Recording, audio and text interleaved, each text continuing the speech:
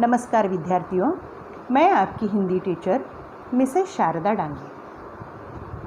बच्चों, आज हम एक ऐसा लेसन लेंगे कि जिसमें से हमें पढ़ते समय बहुत आनंद आएगा, बहुत मज़ा आएगा, क्योंकि उसमें जो घटना बताई है, 2-4 घटनाएं ऐसी बताई है कि जिसको पढ़ते पढ़ते हमें हंसी आती है। पाठ का नाम है बहारे हमदर्द, पाठ क्रमांक 3, बहारे हमदर्द, पृष्ठ क्रमांक 10। लेखक है घनश्याम अग्रवाल। लेखक परिचय देखिए। इनका जन्म 1942 में हुआ है, अकोला, महाराष्ट्र में। परिचय देखो। घनश्याम अग्रवाल जी की रुचि अध्ययन काल से ही लेखन में विकसित हुई। अपने आसपास की प्रत्येक स्थिति या घटना में हास्य ढूंढकर उसे धारदार व्यंग्य में ढालना आपके लेखन की विशेषता है। आप अखिल भारतीय मंचों पर हास्य व्यंग्य के कवि के रूप में लोकप्रिय है।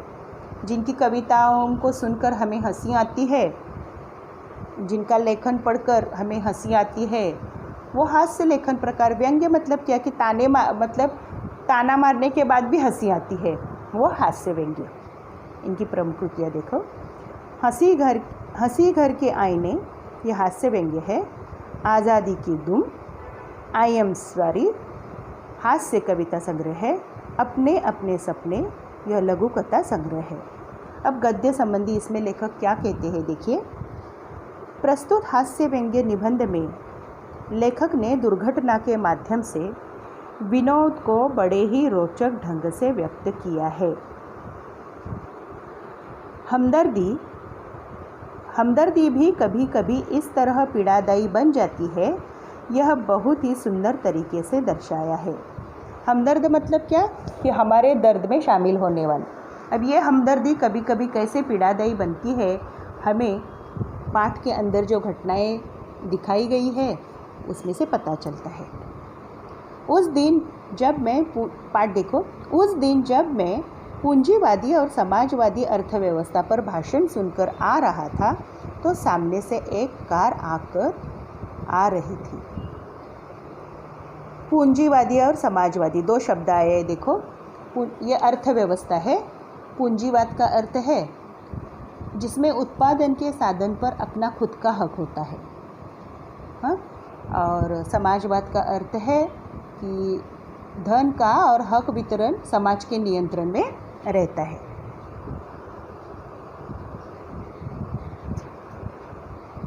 भाषण के प्रभाव से मेरी साइकिल को अधिक जोश आया या कार को अधिक गुस्सा आया, यह मैं निश्चित रूप से नहीं कह सकता, किंतु मेरी साइकिल और वह कार जब करीब आए तो विरोधियों की तरह एक दूसरे को घृणा की नज़रों से देखते हुए आपस में जा भिड़े।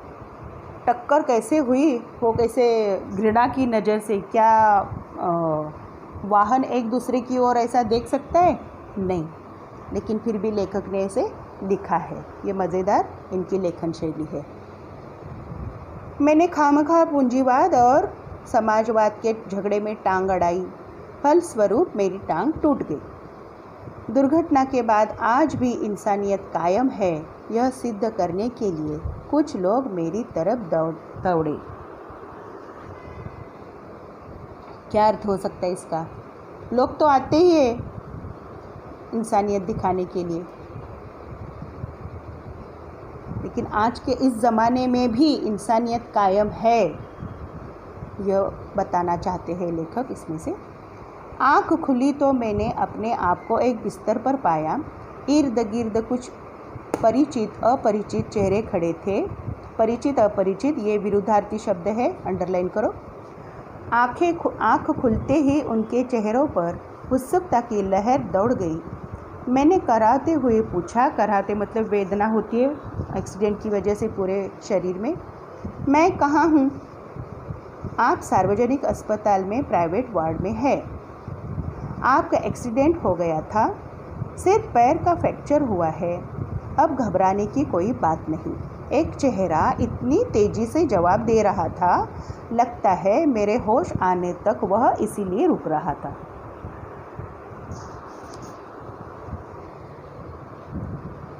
एक चेहरे ने यह फटाफट बताया है लेखक को। अब मैं अपनी टांगों की ओर देखता हूँ। मेरी एक टांग अपनी जगह पर सही सलामत थी और दूसरी टांग रेत की थैली के सहारे एक स्टैंड पर लटक रही थी। मेरे दिमाग में एक नए मुहावरे का जन्म हुआ, टांग का टूटना। टांग का टूटना मुहावरा नहीं होता है, एक्चुअली टांग अड़ाना यह मुहावरा होता है, लेकिन अभी लेखक के दिमाग में ये मुहावरा आ गया है। यानी सार्वजनिक अस्पताल में कुछ दिन रहना, मतलब उसका अर्थ भी बताया है। सार्वजनिक अस्पताल का ख्याल आते ही मैं कांप उठा।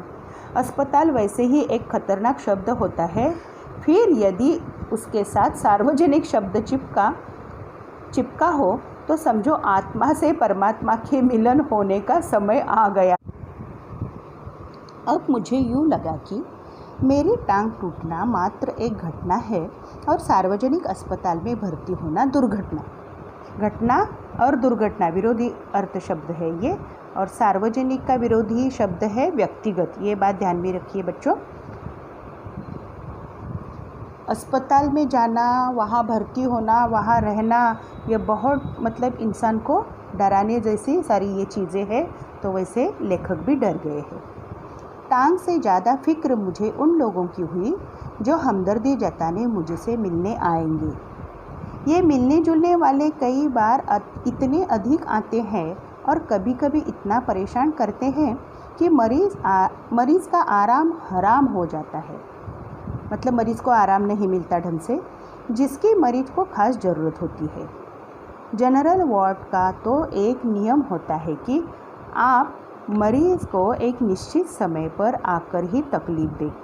मतलब देखने के लिए एक निश्चित समय होता है जनरल वार्ड में, क्योंकि बहुत सारे लोगों को मिलने के लिए लोग आते हैं। किंतु प्राइवेट वार्ड यह तो एक खुला निमंत्रण है कि हे मेरे परिचितों, रिश्तेदारों, मित्रों, आओ, जब जी चाहे आओ, चाहे जितनी देर रुको, समय का कोई बंधन नहीं। अपने सारे बदले लेने का यही वक्त है, बदले का बदला और हमदर्दी की हमदर्दी। मिलने वालों का ख्याल आते ही मुझे लगा मेरी दूसरी टांग भी टूट गई। अब कभी कभी क्या होता है, दर्द के मारे हमें आराम मिले यह हम चाहते हैं, लेकिन प्राइवेट वार्ड होने के कारण वक्त की पाबंदी नहीं है, कोई कभी भी आ सकता है। इसीलिए लेखक को ऐसा लगा कि मेरी दूसरी टांग भी अभी टूट गई है। मुझसे मिलने के लिए सबसे पहले वे लोग आए जिनकी टांग या कुछ और टूटने पर मैं कभी उनसे मिलने गया था। मानो वे इसी दिन का इंतज़ार कर रहे थे कि कब मेरी टांग टूटे और कब वे अपना एहसान चुकाए। इनकी हमदर्दी में यह बात खास छिपी रहती है कि देख बेटा, वक्त सब पर आता है।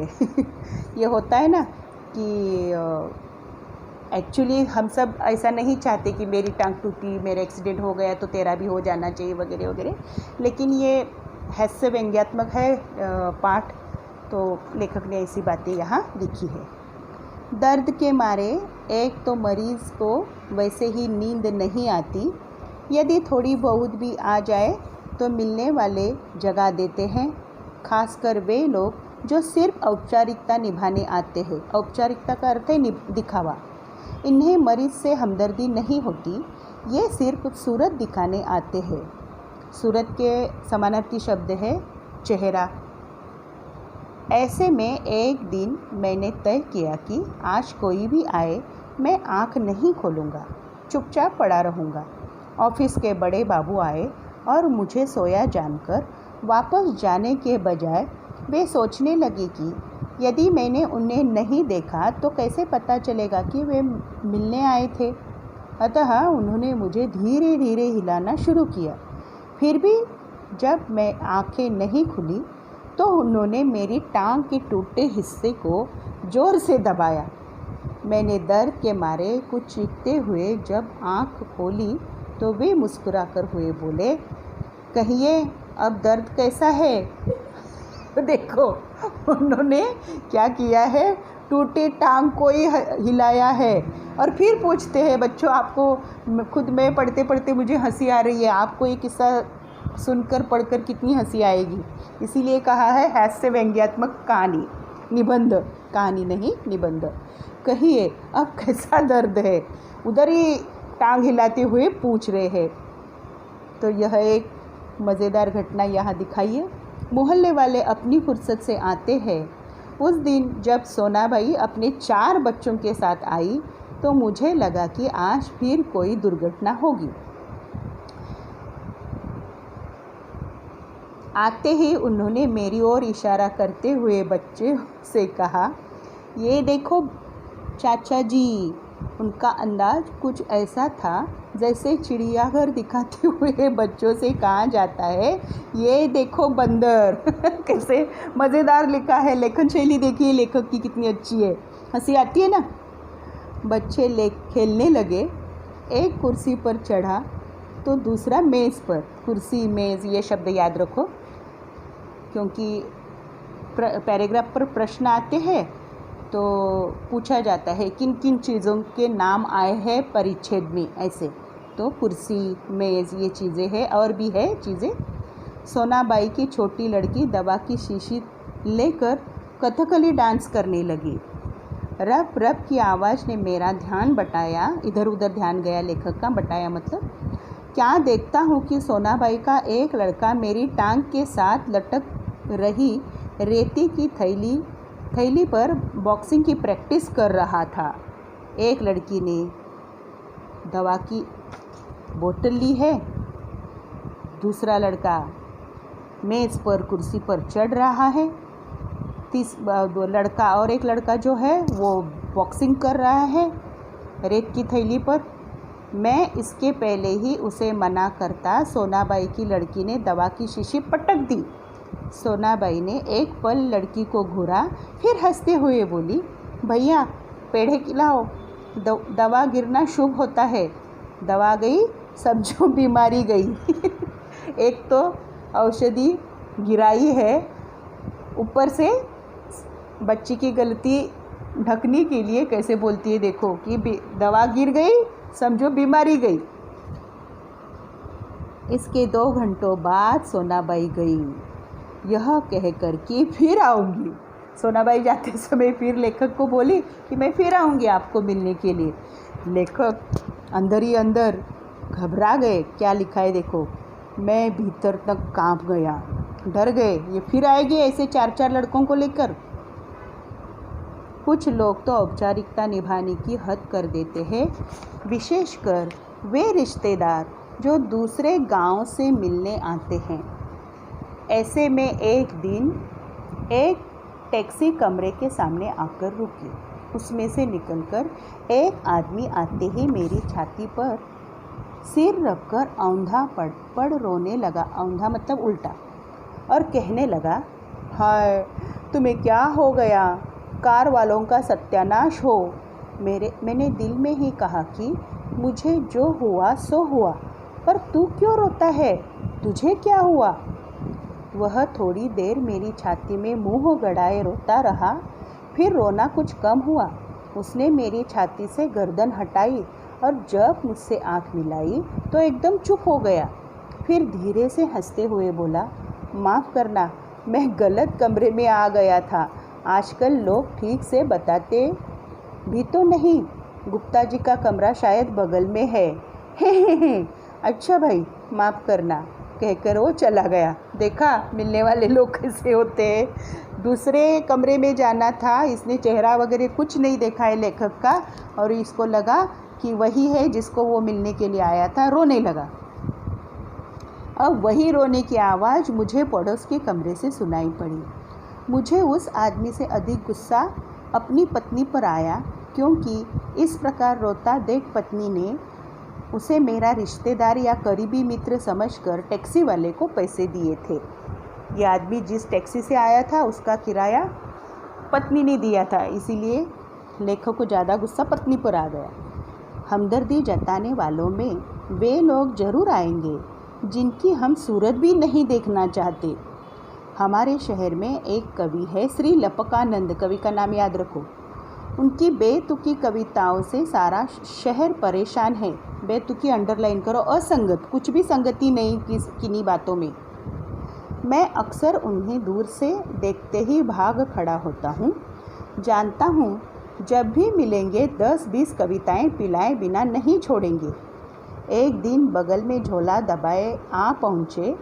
आते ही कहने लगे, मैं पिछले 4-5 दिनों से कवि सम्मेलनों में अति व्यस्त था। सच कहता हूँ कसम से, मैं आपके बारे में ही सोचता रहा।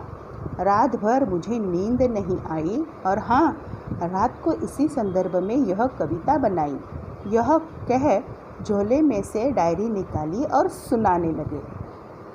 क्या सुनाने लगे देखिए लेखक को। असम की राजधानी है शिलांग। मेरे दोस्त की टूट गई है टांग। मोटर वाले तेरी ही साइड थी रॉन्ग। कविता लपखानंद जी की कविता सुनी आपने? हंसी आ रही है ना?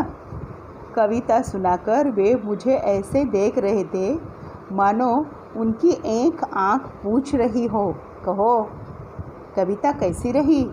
और दूसरी आँख पूछ रही हो, बोल बेटा अब भी मुझसे भागेगा? मैंने जल्दी से चाय पिलाई और फिर कविताएं सुनने का वादा कर बड़ी मुश्किल से विदा किया।